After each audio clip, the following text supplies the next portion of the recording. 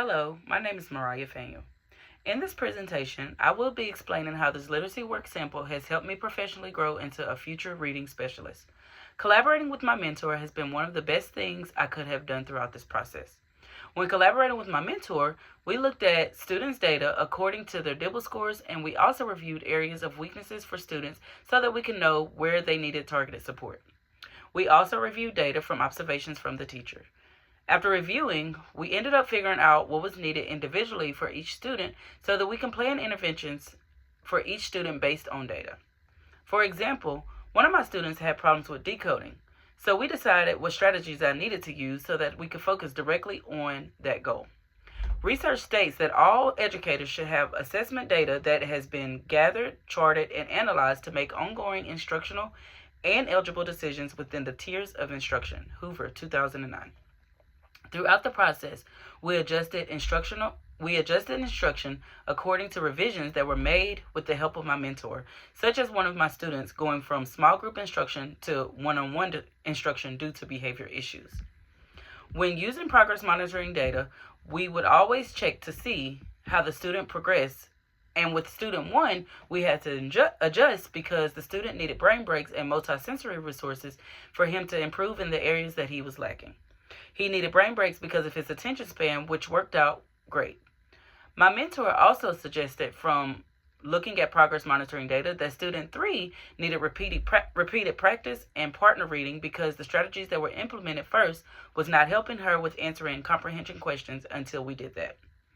When using post-assessment data is where I can see that the adjusted instruction was effective due to progress monitoring students this whole time. Even if the students did not grow 100%, they still made progress, which is what I was aiming for. I can apply the collaboration and communication strategies with other stakeholders, such as teachers, paraprofessionals, tutors, and families, by communicating frequently and respectfully. Research states that reading specialists need to have skills and be knowledgeable to collaboratively work to build partnerships. Bean, 2015. I will communicate in meetings that discuss students' data and ways of how we can support their literacy needs. We can collaborate by problem-solving data and understanding how we can work as a team to target and analyze the students' needs to support their growth. My mentor and I collaborated by problem-solving students' data, especially the students that had behavior challenges, and she gave me feedback on what I needed to do, and I feel that I would do the same thing with the team that I will be collaborating with as well, because we have to understand the best interests of the students so that they can be successful. According to Louisiana Department of Education, it supports a school system flexibility with students' promotion and retention, and if students struggles, they should be identified early so they get the support that they need so they can stay on track through graduation. I will advocate for this decision by making sure the students who they see are struggling in the beginning, in kindergarten, for instance, should have an intervention that is aligned with their struggles according to the data from DIBELS, and they should not promote if they have not improved by meeting their goals. I say that because I have seen students promoted to the next grade and still struggle and then be retained down the line. Research states that early intervention can help identify problems that require remediation. Caroli et al., 2005. The process that I used to reflect on my personal practice was first planning what I needed to do for each student, then analyzing data from their DIBELS. Next, I implemented strategies and then adjusted the instruction according to the progress monitoring data. I was able to see if the strategies were effective for each student, which I did see progression.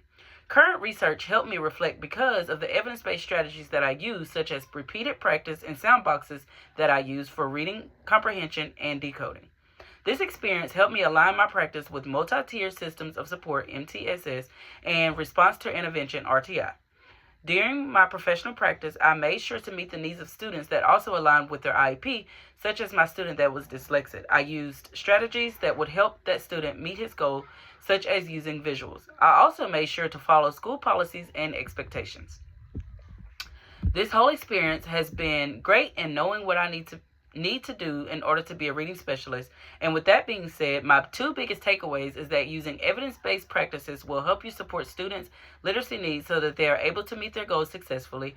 And if you want an effective intervention that will meet the needs of students, then collaborating and making data-driven decisions is the key to success.